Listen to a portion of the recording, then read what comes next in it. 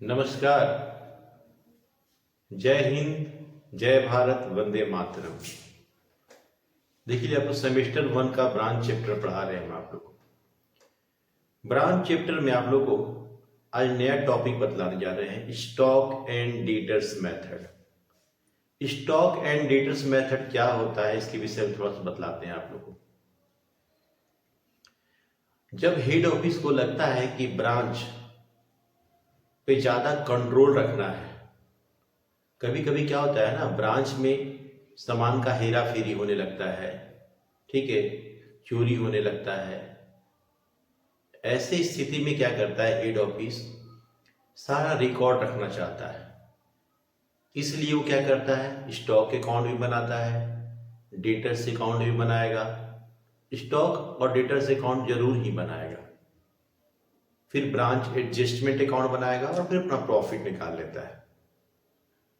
इसमें और भी अकाउंट बनते हैं, एक्सपेंसेस के भी अकाउंट बनते हैं, लेकिन यहाँ पे मेनली क्या होता है कि डेटर्स अकाउंट और स्टॉक अकाउंट बनाना ही है, इसलिए इसका नाम पड़ा स्टॉक एंड डेटर्स मेथड। लेकिन मान लीजिए कि स्टॉक और डेटर्स मेथड तो ठीक है, बनाना है, लेकिन अगर इंफॉर्मेशन भी तो होना चाहिए। मान लीजिए डेटर्स अकाउंट का इंफॉर्मेशन ही कुछ नहीं है तो डेटर्स अकाउंट नहीं बनाएगा आदमी। लेकिन अगर डेटर्स का और स्टॉक का इंफॉर्मेशन है तो पहले हम स्टॉक अकाउंट बनाएंगे, फिर डेटर्स अकाउंट, फिर ब्रांच एडजस्टमेंट अकाउंट बनाते हैं। बनता सेम एक जैसा है, थोड़ा सा चेंजिंग है जो हम बतलाते हैं आप लोगों को। स्टॉक अकाउंट का हम फॉर्मेट दिए थे, वैसे स्टॉक अकाउंट बना लेंगे। डेटर्स अकाउंट का फॉर्मेट दिए थे, वैसे डेटर्स अकाउंट बना लेंगे। अलग क्या है,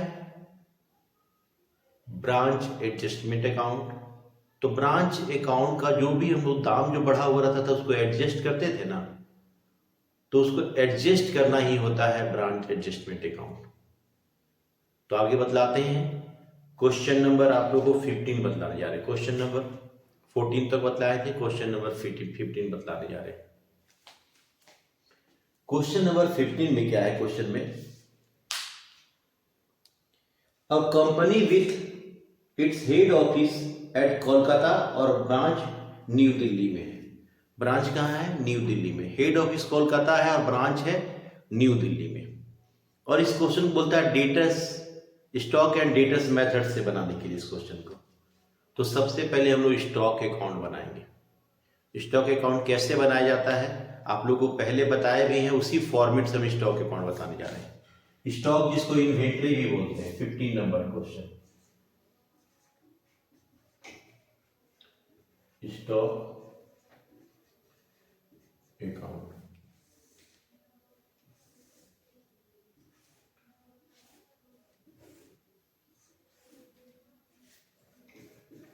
डियर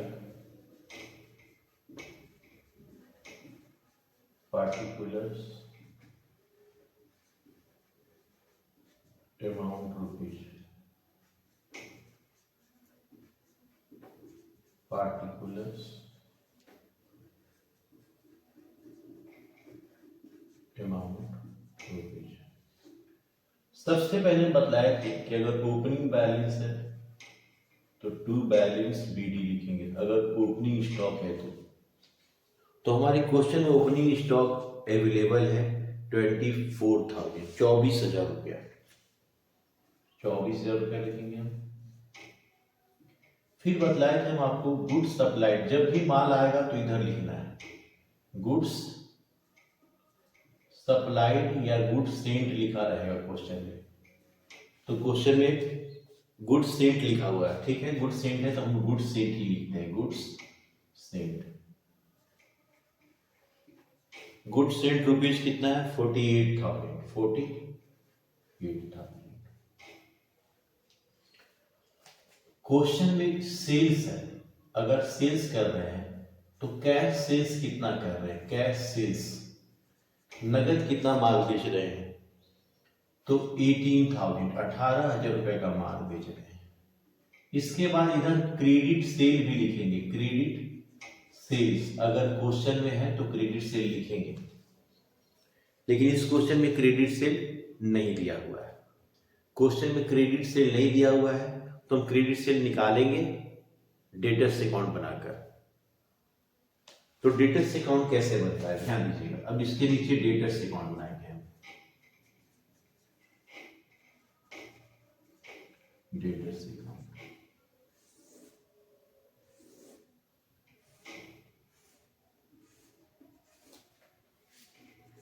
दिया particulars amount rupees particulars amount rupees.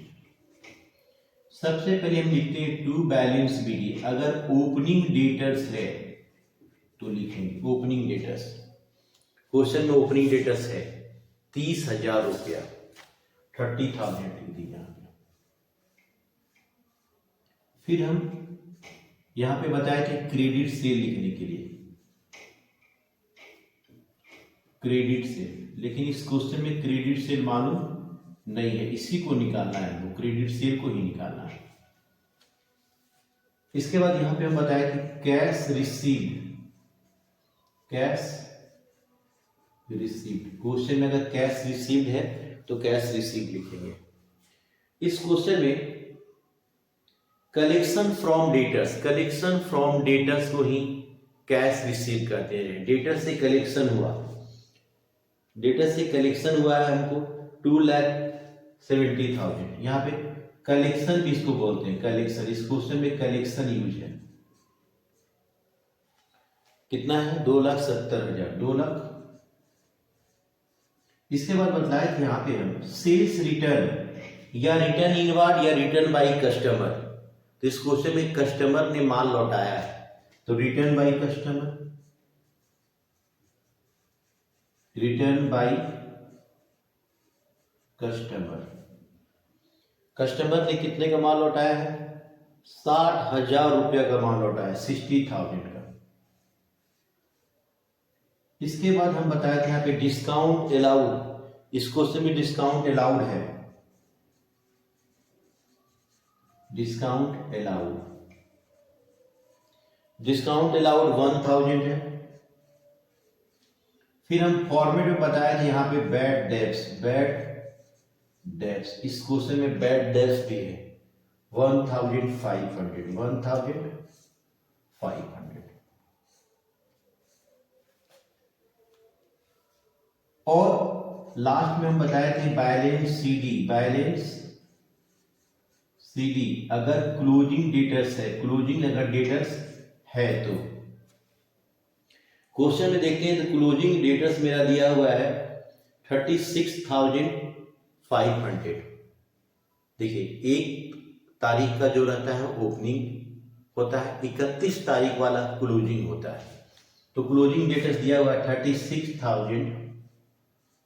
अब हम जोड़ते हैं तो मेरा क्रेडिट साइड का जोड़ ज्यादा आ रहा है 38, 39, 1,00,000, 3,69,000, 3,69,000 इधर आया।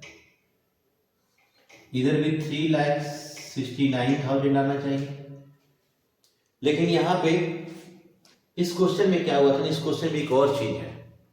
एक कस्टमर एक चेक दिया था, चेक दिया था 5,000 का, वो चेक डिजोनर हो गया, मतलब बैंक ले गया चेक को, तो बैंक ने उस चेक का पेमेंट नहीं किया, तो उसको बोलते हैं डिजोनर। तो अगर चेक डिजोनर हो जाता है तो उसको हम डेबिट साइड में यहां पे इंडिकेट करते हैं। अभी क्रेडिट सेल नहीं लिखते हैं, क्रेडिट सेल को छोड़ते हैं। चेक डिजोनर हो गया तो यहां पे बैंक लिख के लिखेंगे ब्रैकेट में चेक डिजोनर, चेक डिजोनर हो गया 5,000 का। अब यहां जोड़ने से 3,69,000, इधर भी 3,69,000 आना चाहिए। इधर जो घट रहा है वो मेरा क्रेडिट सेल हो जाएगा, बैलेंस फिगर। तो 3,34,000 आ रहा है यहां पे, ये मेरा क्रेडिट सेल आ गया। 3,34,000 जो आया मेरा वो क्रेडिट सेल है। उस क्रेडिट सेल को अब यहां पे लिख देंगे 3,34,000। इसके बाद कस्टमर जब माल लौटाता है ना तो उसको यहां पे लिखा जाता है goods return by customer. Customer ने जो माल लौटाया, कस्टमर अगर माल लौटाता है ब्रांच को तो फिर से ब्रांच के पास वापस आ जाता है माल। तो ब्रांच के पास कभी भी माल आएगा तो डेबिट में, ब्रांच के पास से माल जाएगा तो क्रेडिट में। तो यहां पे कितने का माल लौटाया था? 60,000 का, 60,000। और अगर हेड ऑफिस को माल ब्रांच ने लौटाया है, इस क्वेश्चन में हेड ऑफिस को ब्रांच नहीं माल लौटा रहा। अच्छा ठीक है, अब यहां पे देखते हैं और क्वेश्चन में हमारे पास यहां पे कुछ अवेलेबल नहीं है, सारी चीज को हम लिख दिए। अब यहां पे क्लोजिंग स्टॉक भी हमारे पास दिया हुआ है, क्वेश्चन में दिया हुआ है closing stock, balance CD closing stock. Closing stock मेरा दिया हुआ है क्वेश्चन में 48,000। अब ऐड करते हैं, ऐड करके देखते हैं किधर का जोड़ ज्यादा आता है।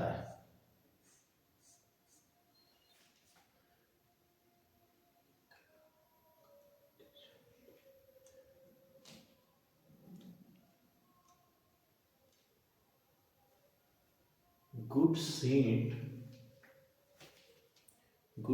मेरा दिया हुआ है 4,80,000, सॉरी 4,80,000, 48,000 हम लिख दिए थे गलती से। 5,40,000, 5,64,000 इधर जोड़ने से 5,64,000 आया, इधर भी जोड़ने से 5,64,000 आना चाहिए। लेकिन यहां पर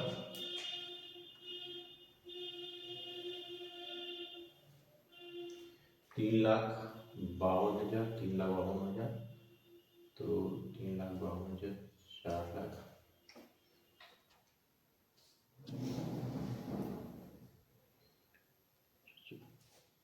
यहाँ पे देखिए फिर एक जीरो, यहाँ पे 1,80,000 है, 1,80,000।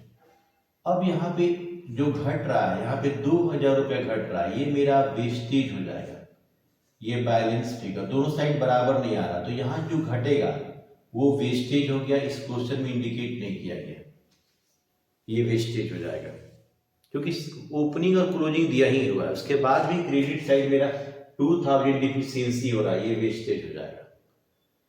ये स्टॉक और डेटर्स अकाउंट बनाने के बाद देखिए यहाँ पे क्रेडिट सेल मालूम नहीं था, तो क्रेडिट सेल जानने के लिए हम लोग डेटर्स अकाउंट बनाए और डेटर्स अकाउंट में मालूम चल गया क्रेडिट सेल, फिर इसको यहाँ पोस्टिंग कर दी, स्टॉक अकाउंट बना लिए। अब बनाएंगे branch adjustment account, branch adjustment account, branch adjustment account.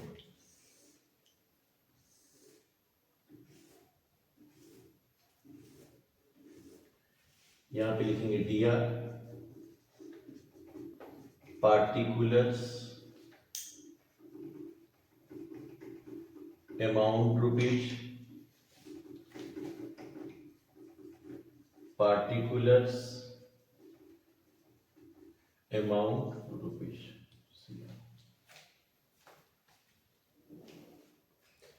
इसमें क्या होता है ना, ब्रांच एडजस्टमेंट अकाउंट में क्या करते हैं, जितना भी दाम बढ़ा हुआ होता है ना स्टॉक का, गुड्स का, उसको एडजस्टमेंट किया जाता है, डेबिट वाला क्रेडिट में, क्रेडिट वाला डेबिट में एडजस्ट किया जाता है। आप देखिए डेबिट साइड हमारे पास दो जगह माल है, ये दोनों का दाम बढ़ा हुआ है, तो इसको उल्टा साइड यहां लिखेंगे, यहां पे क्या लिखेंगे, स्टॉक रिजर्व, स्टॉक रिजर्व लिखेंगे। 1/, कितना परसेंट दाम बढ़ाकर भेजा गया है, जब क्वेश्चन पढ़ते हैं तो कॉस्ट पे, क्वेश्चन बोला है कॉस्ट पे 33/1/3% दाम बढ़ा के भेजा गया है, तो 33.33 भी इसको लिख सकते हैं, 133.33, इसको कैंसिल करते हैं तो 1/4 आता है, तो 1/4 निकालेंगे 24,000 का, तो 6,000 आएगा। इसके बाद गुड सेंट है, गुड सेंट का लोडिंग निकालेंगे, लोडिंग भी बोलते हैं, एडजस्टमेंट को लोडिंग भी बोलते हैं, गुड्स सेंट का एडजस्टमेंट करेंगे। 1/4 4,80,000 का 1,20,000। इसके बाद क्वेश्चन में क्लोजिंग स्टॉक यहां पे है, इसका एडजस्टमेंट होगा तो इधर लिखेंगे। स्टॉक रिजर्व 1/4 यहां पे दिखा भी सकते हैं, नहीं भी दिखा सकते। 48,000 का 12,000। अब जितने भी एक्सपेंसेज एंड लॉसेस हैं सबको डेबिट में दिखाया जाता है। जितने भी एक्सपेंसेज एंड लॉसेस हैं सबको, ये जो वेस्टेज हो जा रहा है मेरा लॉस है। वेस्टेज जो है मेरा वो क्या है, लॉस बाय वेस्टेज। वेस्टेज मेरा कितने का हो गया, 2,000 का सामान, ये लॉस है मेरा। इसके बाद क्या है, एक्सपेंसेस दिया हुआ है 53,500। एक्सपेंसेस लिखेंगे, सारे एक्सपेंसेज एंड लॉसेस इधर लिखा जाता है। 53,500 क्वेश्चन बुक में दिया हुआ है। अब आइए डिस्काउंट अलाउड। डिस्काउंट अलाउड भी तो था, ये भी मेरा लॉस है। डिस्काउंट कस्टमर को दे रहे हैं तो ये मेरा लॉस है। Discount allowed, discount allowed 1,000।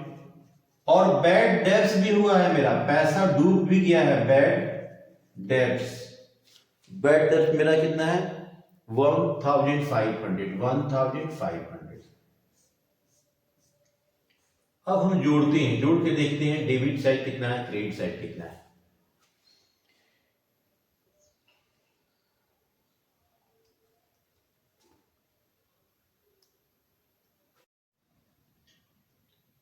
देखिए वीडियो में थोड़ी डिफिकल्टीज आ गई थी इसीलिए स्टॉप हो गया था।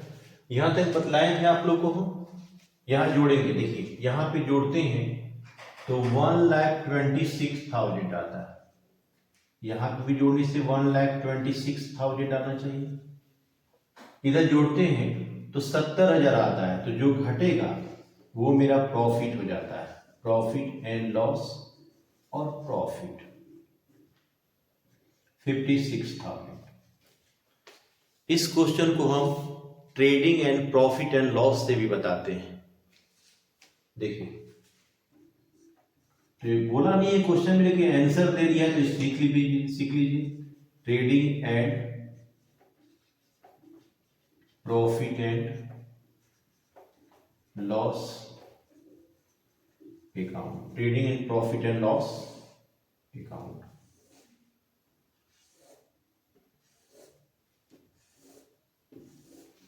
यहां पे मिलती है डीआर मतलब डेबिट, फिर यहां पे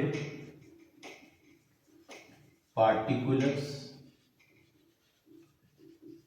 amount rupees, particulars amount rupees. सबसे पहले हम बताए थे ओपनिंग स्टॉक लिखने के लिए। ओपनिंग स्टॉक,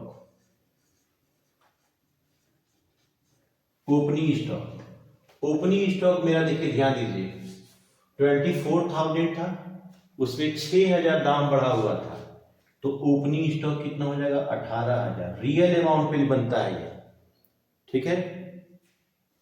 गुड्स सेंट था तो goods sents, goods sent, goods sent मेरा 4,80,000 का था, उसमें 1,20,000 दाम बढ़ा हुआ है तो 3,60,000 रुपया। एडजस्ट करके सीधे लिखा जाता है।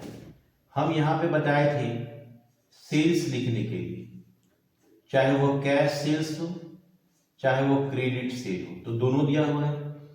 कैश सेल्स मेरा 1,80,000 है और क्रेडिट सेल मेरा 3,34,000 का है।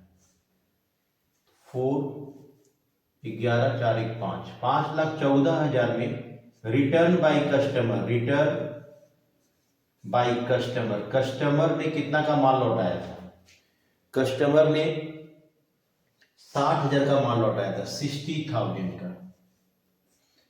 4,54,000 यहां पे आया, 4,54,000 रुपया। इस क्वेश्चन में क्लोजिंग पहले वेस्टेज है, वेस्टेज मिला है हमको। वेस्टेज मेरा 2000 रुपया था, इसमें 500 रुपया दाम बढ़ा हुआ। कैसे? 2000 का 1/5 दाम बढ़ा हुआ है। 1/5 कितना, सॉरी 1/4 कितना, 500 लेस करेंगे तो कितना हो जाएगा 1500, 1500। फिर यहां पे हम लिखते हैं क्लोजिंग स्टॉक। क्लोजिंग स्टॉक 48,000 है, इसमें दाम 12,000 बढ़ा हुआ है तो 36,000 रुपया हुआ। अब इसमें क्वेश्चन में बताए थे वेजेज लिखते हैं, कैरेज लिखते हैं, फ्राइट लिखते हैं, डायरेक्ट एक्सपेंसेस कोई भी एक्सपेंसेस नहीं दिया हुआ है तो हम ऐड कर लेते हैं। ऐड करते हैं यहां पे तो 4,91,500 आया, 4,91,500। तो यहां पे भी आना चाहिए 4,91,500। यहां जो घटेगा सो मेरा ग्रॉस प्रॉफिट हो जाता है, ग्रॉस प्रॉफिट CD 3,78,000 रुपया आता है। 3,78,000 रुपया आता है। 1,13,500 रुपया घट रहा है, 1,13,500 रुपया घट रहा है, ग्रॉस प्रॉफिट हुआ। फिर इस ग्रॉस प्रॉफिट को BD यहां पे लिख देंगे 1,13,500। इसके बाद ध्यान दीजिएगा एक्सपेंसेस लिखा हुआ है, जितने भी एक्सपेंसेस एंड लॉसेस हैं सबको लिखेंगे। जैसे एक्सपेंसेस थोड़ा छोटा लिखना पड़ रहा है, जगह कम है। एक्सपेंसेस मेरा दिया हुआ है 53,500। Loss by wastage 1,500। वही वेस्टेज को फिर से एक बार दिखाया जाता है। इसके बाद है डिस्काउंट अलाउड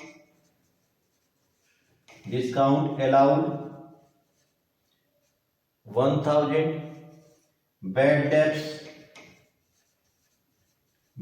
दिया हुआ है 1,500। बस यहां जोड़ने से 1,30,500 आया, इधर भी 1,13,500 आना चाहिए। जो घटेगा सो ये मेरा क्या हो जाएगा नेट प्रॉफिट। यहां जितना घटेगा 53,000, 54,000, 55,000, 56,000, 57,500, 57,500। तो यहां पे भी मेरा कितना आ गया 56,000 आ गया, 56,000 प्रॉफिट नेट। दोनों प्रॉफिट सेम आएगा। ये क्वेश्चन कंप्लीट हो गया। देखिए ध्यान से समझना है। देखिए ऐसा है कि कोई भी चीज को बढ़िया से समझिएगा तो बढ़िया समझ में आएगा। और केवल पढ़ना ही नहीं है, देखिए सबसे पहले फ्री ऑफ माइंड होना है। जो आपको अच्छा लगे वो काम कीजिए आप, उसके बाद पढ़ने बैठिए। अब इसका मतलब ये नहीं किंग 11 खेलने लगे। जो आपको अच्छा लगता है खेलना, क्रिकेट खेलना पसंद है, जो भी अच्छा आपको लगता है वो काम कीजिए पहले, फिर पढ़ाई कीजिए। फ्री ऑफ माइंड पढ़ाई अच्छा होता है। और जिंदगी को जीना चाहिए और फ्री ऑफ माइंड रहना चाहिए, तब कोई भी चीज बढ़िया से समझ में आता है। इसका स्क्रीनशॉट ले लीजिए, फिर अगले लेक्चर में मिलते हैं हम।